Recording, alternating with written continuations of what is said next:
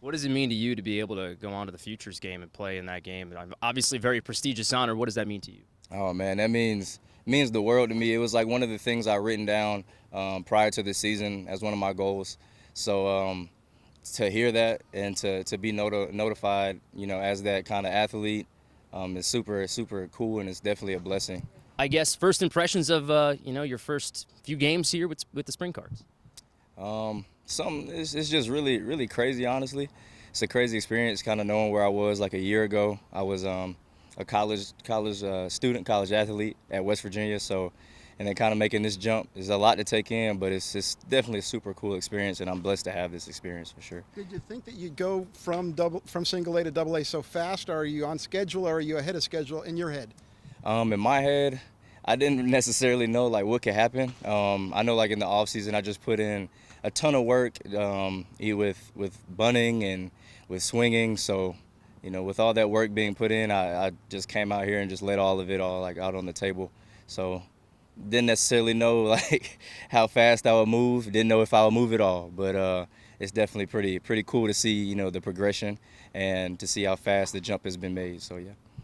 Something that I think people who don't watch a lot of baseball think about base stealers is it's just if you're fast, you steal bases, right? Obviously, a lot more goes into that. What do you think is the biggest key for you that allows you to be so successful doing that? I would say the biggest key is just studying the pitchers and their tendencies.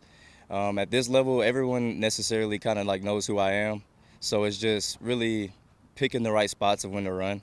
Looking at film, trying to identify if the pitcher has like a tail is the one of the biggest keys for me. So it's definitely like a little different than it is in high A because these guys can throw and catch a lot better. But it's just picking your spots and being a little bit more intelligent on the base paths. Are the base sizes that big of a difference?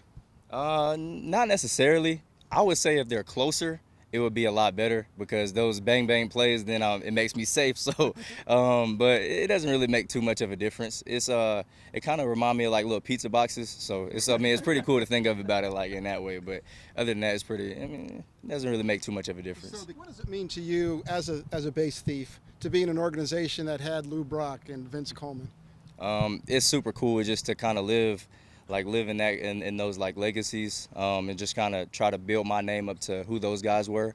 So if I can potentially get up to that status, man, that'll be super crazy and super awesome. Last year Mike Antico arrived here, and he was kind of the speedster. You're like that on another level. Have you guys talked about who might win in a race, you and Mike? We talked about it a little bit at spring training, but man, Mike is fast, man. So. I don't know who's gonna win in a race. I'm not even gonna go there like to say like I'm gonna win or anything, but I'll just give it to Mike. Man, Mike is a fast guy, so yeah. So we got video of you stealing home at West Virginia. Are you thinking? Have you done that yet in pro ball? I haven't done it yet in pro ball. It's kind of a dangerous act, I guess you could say, but I do look to do it at one point or another. But when the time comes and I kind of feel like that instinct to steal it, hopefully everything goes right and there's no injuries on the play. So hopefully everything is okay. Yeah. About the home runs, I'm not necessarily ever trying to do that. I'm just trying to get on base for guys like Chandler Redmond and Jacob Bushberger to do that for me. So they drive me in with the homers. So I'm just kind of identified as the guy to get on base and steal bases and try to get myself in RBI position, scoring position for sure. So now that you're in Double A, do you have to learn all new pitchers? Try to get a book on every pitcher now? Not necessarily. I would say it's actually a little bit easier to hit in a sense because at the lower levels, guys are still trying to figure out like where their stuff is going per se.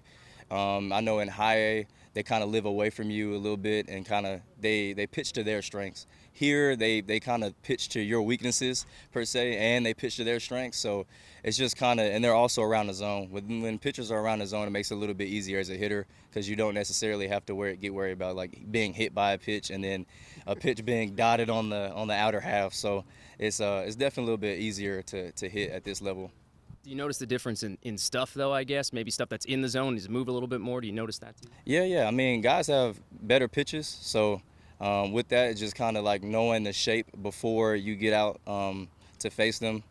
I know, like, when we watch film on the pitchers and stuff like that, kind of like seeing the different, like, breaking balls definitely helps me because, guys are good at this level. So they can pitch. They know what their pitchers are doing. They know where to throw them to get you out. So it's just kind of having that extra edge. Yeah. Man, Tink is awesome. Tink is an awesome guy. Love hanging out with him outside of the field. We just bought fishing poles, so when we were in Peoria, we were fishing and trying to catch like the biggest bass and everything like that. So that's pretty cool, man. It's just, that guy's awesome.